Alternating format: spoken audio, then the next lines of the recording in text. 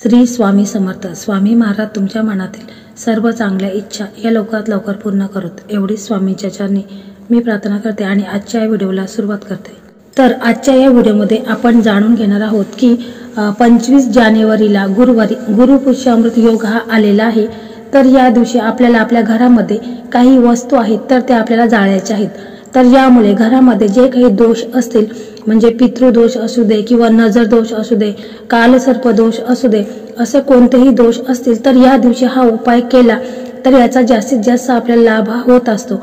खूप असा हा प्रभावी उपाय आहे. तर या योगावरतीच आपल्याला हा उपाय अवश्य करायचा आहे. व्हिडिओला सुरुवात करण्या अगोदर जे कोणी चॅनलवरती नवीन असतील तर त्यांनी चॅनलला सबस्क्राईब करा आणि समोरील बेल आयकॉनला क्लिक करा, कारण जे नवीन येणारे व्हिडिओ आहेत तर त्याचं नोटिफिकेशन हे तुम्हाला सगळ्यात अगोदर मिळून जाईल आणि तुम्ही एक पण व्हिडिओ मिस करणार नाही.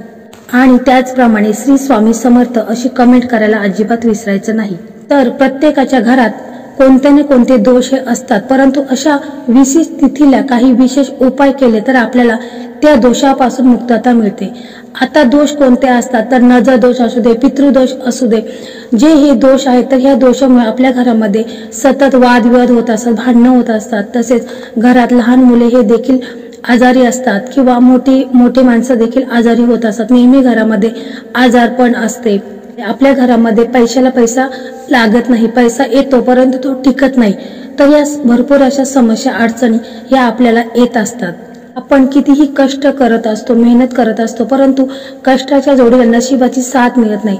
घरामध्ये सतत भांडणं होत असते, कलह होत असतील, परंतु आपण खूप काम करतोय, खूप मेहनत करतोय, परंतु जी मेहनत करतो त्याची आपल्याला पाहिजे तशी आपल्याला फळ मिळत नाही.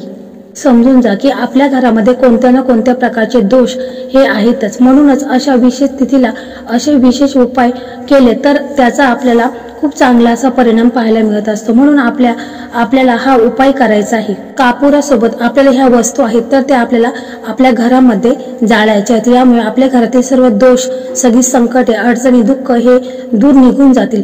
तर हा उपाय आपल्याला कधी करायचा आहे तर हा उपाय आपल्याला संध्याकाळी 6:30 वाजेपासून रात्री 12 वाजेपर्यंत कधीही तुम्ही हा उपाय करू शकता. 6 नंतर आपण हा उपाय केला तर यावेळेस माता लक्ष्मीच्या आगमनाची वेळ असते आणि आज आहे गुरुवार, त्यामुळे आपल्याला संध्याकाळीच हा उपाय अवश्य करायचा आहे. गुरुपुष्य अमृत योग हा गुरुवारी आलेला आहे. तर गुरुपुष्य अमृत योग म्हणजे पुष्य नक्षत्र गुरुवारी आल्यास त्या योगाला गुरुपुष्य अमृत योग असे म्हणतात.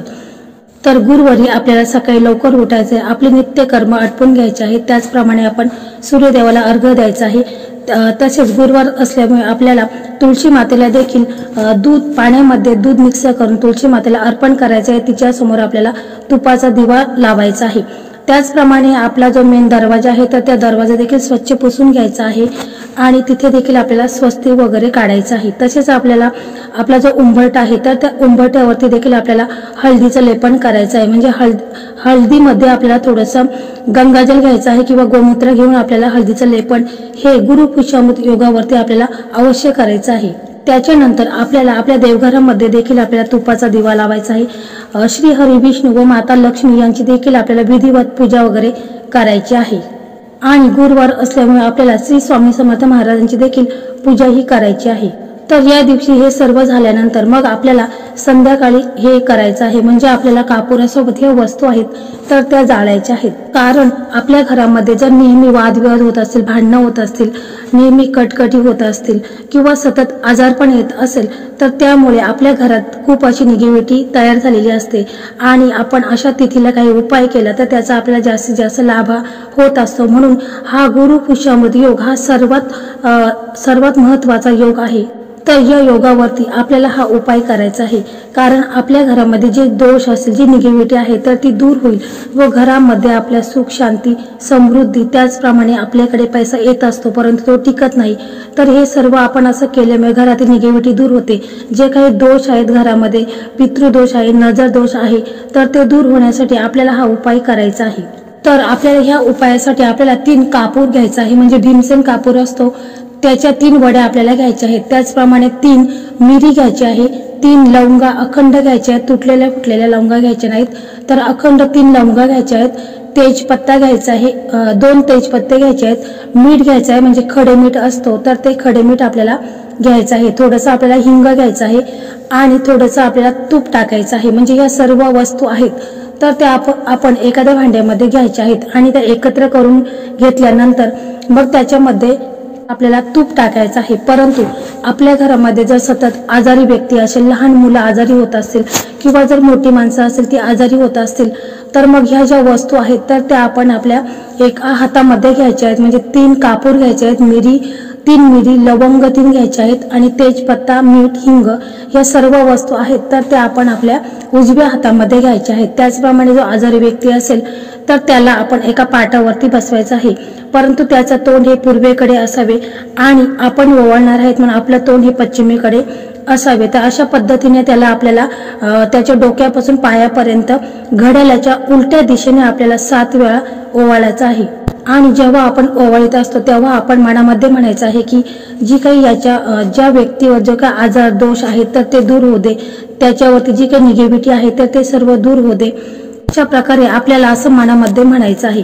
आणि मग त्या सर्व वस्तू आहेत तर त्या आपण आपले सर्व रूम आहेत म्हणजे हॉल, किचन, बेडरूम, फक्त टॉयलेट, बाथरूम सोडून सर्व भिंतींना टच करून त्या आपल्याला फिरवायच्या आहेत. आणि ओम नमो भगवते वासुदेवाय नमः या मंत्राचा आपल्याला निरंतर जप करायचा आहे आणि पूर्ण घरामध्ये आपल्याला ते फिरवायचं आहे. त्याचप्रमाणे आपला जो मुख्य प्रवेशद्वार आहे तर तिथे देखील आपल्याला 3 वेळा ह्या वस्तू फिरवायच्या आहेत. आणि आपल्या तुळशी वृंदावन आहे तर तिथे देखील आपल्याला हे 3 वेळा फिरवायचं आहे. आणि याच्यानंतर मग काय करायचं आहे की ज्या वस्तू आपण सर्व आपल्या एका भांड्यामध्ये घेतलेल्या आहेत तर त्या वस्तू बाहेर न्यायचं आहे. एक आपण पेपर न्यायचा आहे आणि त्या सर्व वस्तू आहेत तर त्या बाहेर आपण प्रज्वलित करायच्या आहेत. त्या सर्व प्रज्वलित केल्यानंतर मग आपण तसंच घरात यायचं आहे, परंतु घरात आपण पाय स्वच्छ धुवून म्हणजे हातपाय धुवूनच आपण घरात जायचं आहे. आणि मग गेल्यानंतर आपला जो देवघर आहे तर तिथे देखील आपल्याला बसून आपण जी श्री हरी विष्णू व माता लक्ष्मीची विधिवत पूजा केली आहे तर तिथे बसून आपण ओम नमो भगवते वासुदेवाय नमः या मंत्राचा 11 वेळा आपल्याला जप करायचा आहे. आणि मग म्हणायचं आहे की माझ्या घरातील जी काही इडापिडा आहे, जी काही निगेटिव्हिटी आहे, जे काही दोष आहेत, त्याचप्रमाणे कालसर्प दोष असू द्या किंवा नजर दोष असू द्या तर पितृदोष असू द्या, हे सर्व दोष आहेत तर ते दूर होऊ द्या व घराची भरभराट होऊ द्या. घरामध्ये सुख समृद्धी ही कायम टिकू द्या. घरातील सर्व व्यक्तींचे आरोग्य हे चांगले असू द्या. अशा प्रकारे आपल्याला मनापासून बोलायचं आहे. तर यामधील सर्व वस्तू आहेत तर त्या सर्व प्रभावित आहेत. कापूर जाळल्याने देवदोष किंवा पितृदोष असेल तर तो दूर होतो. प्रमाणे लवंग हे देखील घरातील वाईट शक्ती, वाईट बाधा दूर करण्यासाठी खूप महत्त्वाचा भाग आहे. जर तुमच्या घरामध्ये जास्तीत जास्त वास्तुदोष निर्माण झालेला असेल तर मग तुम्ही तुमच्या टॉयलेट आणि बाथरूम मध्ये तुम्हाला 2-2 वड्या ह्या कापराच्या ठेवायच्या आहेत. यामुळे जे काही राहू केतू यांचे दोष आहेत तर ते दूर होतील आणि पितृदोषाचाही प्रभाव कमी होईल. तसेच तुम्ही रोजच्या रोज घरामध्ये भीमसेन कापराच्या 2 वड्या ह्या जाळायच्या आहेत. त्यामुळे आपल्या घरामध्ये कोणतीही वाईट शक्ती, त्याचप्रमाणे आपल्या घरात कोणतीही दुर्घटना देखील होत नाहीत. घरामध्ये संकटे, अडचणी, समस्या या येत नाहीत. तर हा खूप प्रभावी असा उपाय आहे. तर गुरु पुष्यामृत योगावरती तुम्हाला हा उपाय अवश्य करायचा आहे.